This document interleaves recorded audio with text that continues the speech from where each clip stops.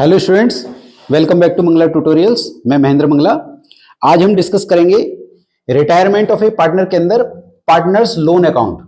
ये काफी important topic है। यूजुअली क्या होता है, जब हम चैप्टर करते हैं रिटायरमेंट का, तो इसके अंदर कई बार तो वो कहते हैं कि भी आपका जो भी उसका बैलेंस है रिटायरिंग पार्टनर का, उसके लोन में ट्रांसफर कर दीजिए। तो वो तो जो आप कैपिटल अकाउंट बनाते हैं तो उसका जो कैरी डाउन होता है, कैरी डाउन मत लिखिए।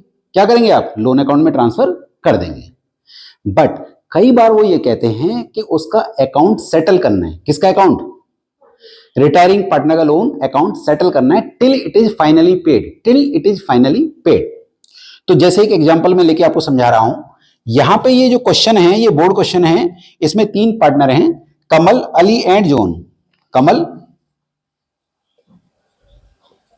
अली एंड जॉन, ये 3 पार्टनर, जिसमें से जो कमल है वो क्या हो जाता है, रिटायर हो जाता है। और कब रिटायर हो रहा है? वो रिटायर हो रहा है 30 जून 2023 को रिटायर हो गया, रिटायर्स। और ईयर एंड कब हो रहा है? ईयर एंड हो रहा है हमारा, ईयर एंड हो रहा है 31 मार्च को। 31 मार्च 2024 को ईयर एंड होगा। डन। क्वेश्चन ये कह रहा है कि उसका जो अमाउंट जो पेमेंट होगा, कुछ अमाउंट हम अभी पे कर देंगे इमीडिएटली, और जो बाकी अमाउंट बचेगा वो हम पे करेंगे इसी डेट पर। जैसे 30 जून 23 को वो मरा है, सॉरी रिटायर हुआ है, और 30 जून 2024 को हम उसको पे करेंगे, मतलब 1 साल बाद।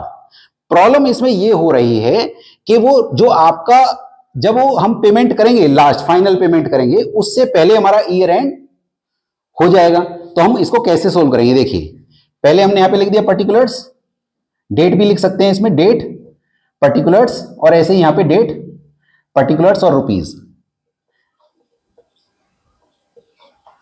Date particulars rupees, date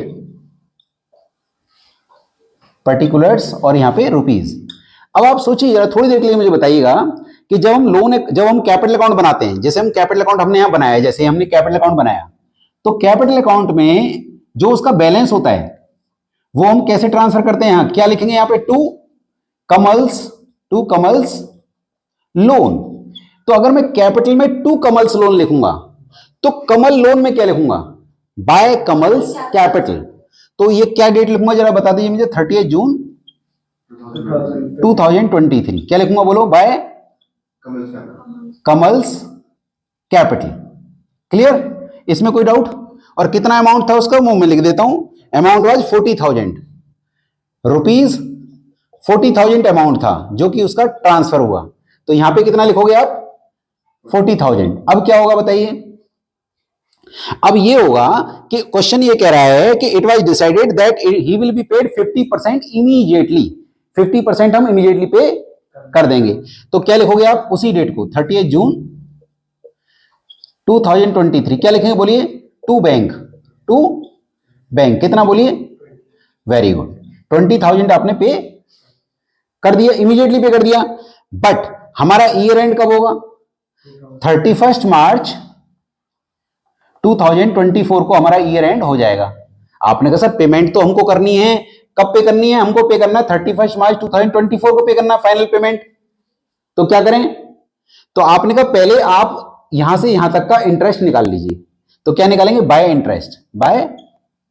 interest. और जो इंटरेस्ट है क्वेश्चन में लिखा है 6% पर एनम के रेट से आपको इंटरेस्ट देना है। तो बाय इंटरेस्ट। तो कितने अमाउंट पे निकालेंगे बोलिए आप?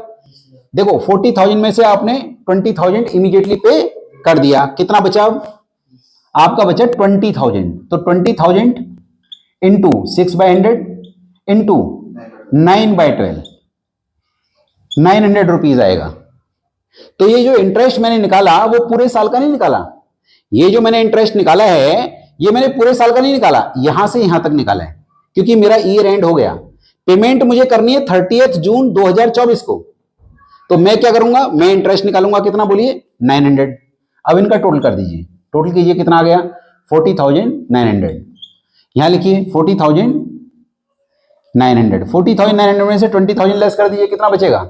20,900 ये बचा। तो यहां पे लिखेंगे टू बैलेंस कैरी डाउन।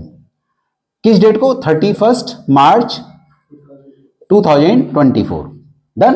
अब यही डेट यहां पे आ जाएगी, क्या लिखोगे इसे, 1 अप्रैल 2024 क्या लिखोगे, बाय बैलेंस ब्रॉट डाउन कितना 20,900।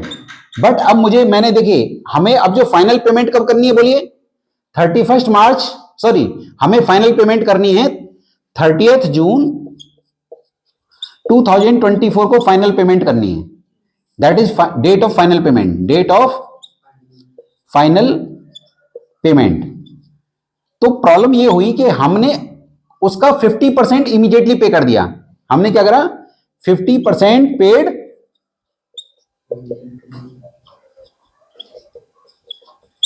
इमीडिएटली। तो 50% आपने इमीडिएटली पे कर दिया यहां पे, और जो बाकी बचा वो हम कब पे कर रहे हैं, 30 जून 2024 को। तो मैं क्या करूंगा, अभी मैंने जो इंटरेस्ट निकाला वो कितने मंथ्स का निकाला था, 9 मंथ्स का। अभी मुझे कितना और निकालना है, 3 मंथ्स का। तो यहां लिखिए 30 जून 2024, क्या लिखूंगा मैं, बाय इंटरेस्ट, बाय इंटरेस्ट।